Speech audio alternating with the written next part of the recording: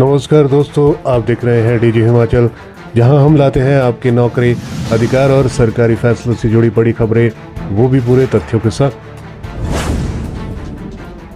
घाटे से उभरा हिमाचल, सुक्खू सरकार बनी कमाऊ सरकार। 2776 करोड़ का राजस्व अधिशेष, पहली बार घाटे की जगह हुआ लाभ। हिमाचल प्रदेश के लिए बड़ी और ऐतिहासिक खबर सामने आई है। मुख्यमंत्री सुखविंदर सिंह सुक्खू की सरकार ने दावा किया है कि राज्य के खजाने में पहली बार 2776 करोड़ रुपए का रेवेन्यू सरप्लस दर्ज हुआ है। यानी घाटे में चल रहे हिमाचल ने अब मुनाफे की राह पकड़ ली है।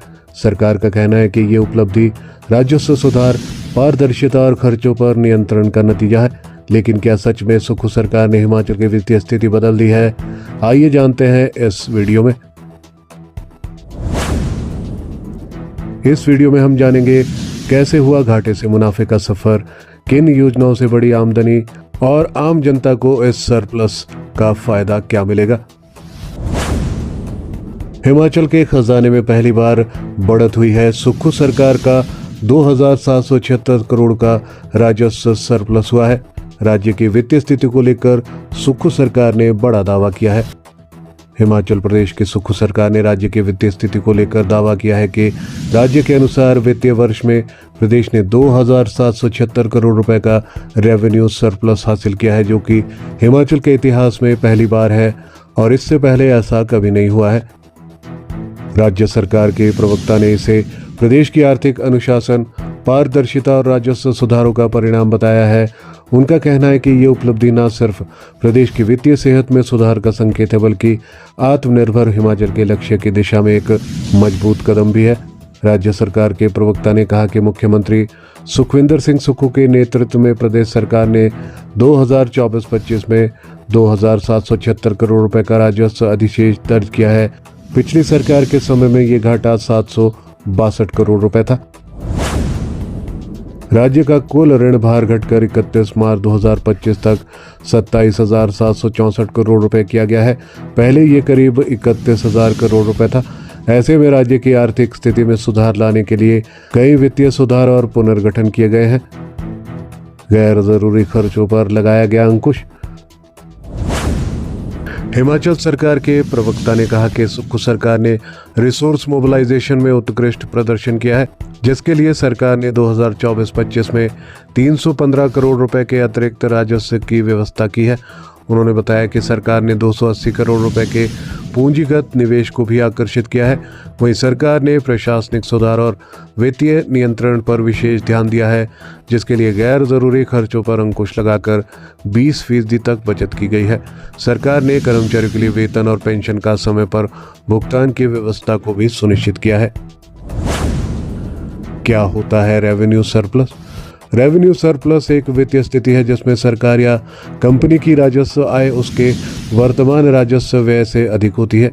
ये बचत की तरह है और बेहतर वित्तीय प्रबंधन का संकेत है। 31,000 युवाओं को मिलेगा रोजगार। राज्य सरकार के प्रवक्ता ने कहा है कि प्रदेश में औद्योगिक निवेश को बढ़ावा देने के लिए नई निवेश नीति 2025 लागू की गई है, जिसके तहत 315 नए औद्योगिक प्रोजेक्ट स्वीकृत हुए हैं। इसमें 31,000 से अधिक रोजगार अवसर सृजित होंगे। वहीं इलेक्ट्रॉनिक, पर्यटन और कृषि प्रसंस्करण क्षेत्रों में बड़े निवेश हुए हैं। प्रदेश सरकार ने महिलाओं और किसानों के लिए विशेष योजनाएं शुरू की है। इसी तरह से स्वास्थ्य और शिक्षा क्षेत्र में 960 करोड़ रुपए का प्रावधान भी किया गया है। जायका से स्वास्थ्य क्षेत्र में सुधार के लिए 3,000 करोड़ की परियोजना स्वीकृत करवाई गई है। 250 करोड़ के स्टार्टअप फंड की स्थापना। राज्य सरकार के प्रवक्ता ने आगे बताया कि सुक्खू सरकार ने ई गवर्नेंस और डिजिटल पारदर्शिता पर जोर दिया है। इसके लिए ई ऑफिस, पेपरलेस सचिवालय और ऑनलाइन ट्रेजरी सिस्टम लागू किए गए हैं। वहीं जनता को सीधे जोड़ने के लिए सीएम लाइव पोर्टल भी शुरू किया गया है। सरकार युवाओं के कल्याण के लिए भी कार्य कर रही है। प्रदेश में 18 नए औद्योगिक क्षेत्रों में युवाओं को रोजगार दिया गया है। सरकार ने युवाओं के लिए 250 करोड़ रुपए के स्टार्टअप फंड की स्थापना की है। वहीं युवाओं के कौशल विकास के लिए मोबाइल स्किल लैब्स की शुरुआत की गई है। इन क्षेत्रों में हुआ है बेहतरीन कार्य। राज्य सरकार के प्रवक्ता ने कहा कि सरकार शिक्षा के क्षेत्र में बेहतरीन कार्य कर रही है, जिसके लिए शिक्षा के लिए 401 करोड़ रुपए का अतिरिक्त बजट का प्रावधान किया गया है।